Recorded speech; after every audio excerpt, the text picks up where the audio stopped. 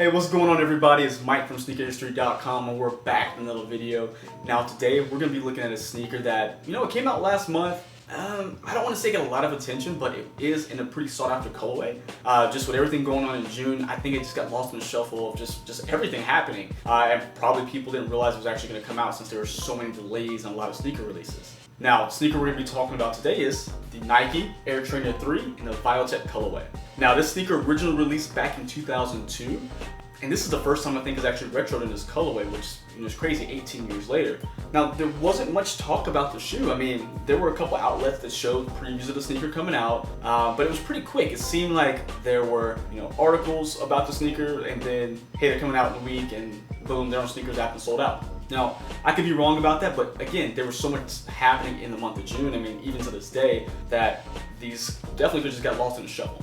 Now, with these coming out in 2002, I was around 12, 13, depending on what month they released, and I truly don't remember them. I've heard people talk about them, I've seen pictures of them later in life, but I don't remember actually seeing anyone have them on feet. Now, with that being said, that doesn't mean a lot because I grew up in a small town and the market probably wasn't there for any account to actually get these. Now, it's been, 18 years since they've released, and again, they sold out immediately on sneakers. The resale value was, when they first released, the resale value was high, but just like a lot of sneakers right at this point in time, the resale values start to trickle down, and right now, they are, I think on GOAT, about 25 to 30, 40 bucks over retail right now, which at that point, they're retail plus fees, so I guess there really wasn't a market for it. And honestly, I haven't seen many videos or any reviews on the sneaker, which is pretty crazy considering, it's a pretty historic shoe. I mean, it may not be as historic as the Viotech Dunk or, any of the Viotech sneakers that came along with it, like the Air Max 1, but I think this is just as important as those sneakers because it's part of that family. Now, I was lucky and I did not have to pay resale for this sneaker. I actually kept doing some digging, and you guys might have heard this on our latest episode of the Sneaker History Podcast, but I actually got these from Livestock in Canada. They had pretty much a full size run for retail.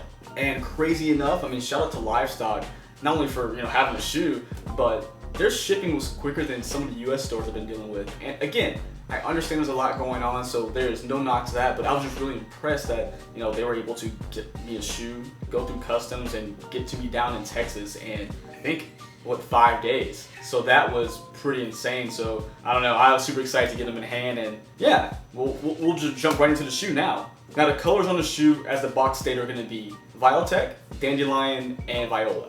Now, they did seem to miss the gray, but we'll get into that as well. So the first thing we're going to look at, guys, is going to be the toe box here is going to be in that Viotech purple. And you're also going to get the same Viotech purple right here on the panel on the lateral side and medial side, along with the ankle collar and the tongue and laces. Now, the color that wraps around the Viotech is going to be Viola, so it's a lighter purple, almost like a magenta color. So that is going to be the Viola colorway if I'm not mistaken. So if I am wrong, let me know down below. I am not opposed to being corrected. Now, along with that Viola wrapping around, say, the toe box here, around the eyelets, around the heel counter, heel cup, and then the heel counter is actually going to be a gray color with Nike Air in Viotech purple. Now, of course, the Air Trainer 3, you have those traditional plastic wings, also in gray, with those Viola eyelets here, both on the lateral and medial side. And then we get down to the, again, iconic foot strap. We have that gray color again, along with that Viotech purple Nike branding on the top. Now we get moving to that dandelion color, which is really cool because it's not too much and it pops really nicely. We have it on our midsole here, right across, the dandelion on the medial side, lateral side, and then also on the swoosh. Like, it's just enough to pop and break up the purples and grays, so I like it a lot. Now we're also going to have, back on our tongue, you see here, get it pulled out for you guys, but we have our Nike badge here with the Air Trainer 3 logo. We'll get a close-up shot of that for you. Then in the sock liner, again, that Viotech purple. And nothing special in the insole, just Nike Air. You probably can't even see it on here, but just Nike Air and it's in Viotech purple as well. Now, the sneaker itself is going to be, it's the retro, the 1988 Air Trainer 3, so it's not uncomfortable, but it's not super comfortable. It's not a Nike React sneaker. But with that being said, the leathers that they use materials, the uppers are pretty comfortable for the most part. The only thing I ever do have a little trouble with is going to be like right here. It kind of irritates me that plastic piece it kind of hits my last toe, and it doesn't stop me from wearing them by any means, but it takes a little bit of breaking it. So I don't know if you guys had the same problem, and I'm not a wide footer whatsoever, so I have pretty normal foot, and sometimes on the slender side, I feel like this can be really hurtful if you're actually if you're a wide footer. So let me know down below, do you have the same issue in these? Because they're hard, they're not moving anywhere, but like I said, a little bit of break-in, just soften up the leather a little bit more, which leather is actually pretty decent quality. I think you're good to go. It's just, again, a shoe made in 1988. You can't really ask for too much more from it. Now we're gonna go back to the midsole itself. You have the white that counters the dandelion yellow here, along with your black. I don't want to say outrigger. I mean, I guess it kind of could be. It's not really wide, but you do have that black rubber here that wraps around from the outsole. So you have your black outsole with your dandelion hits right here in some of the traction pattern. You have that yellow or the dandelion Nike branding here. And then you actually have this forest green piece or pod in the outsole. Kind of, I don't want to say out of place, but it kind of out of place. But still looks good regardless, and it's at the bottom of the shoe, so I'm not really looking for it. It doesn't pop out at all.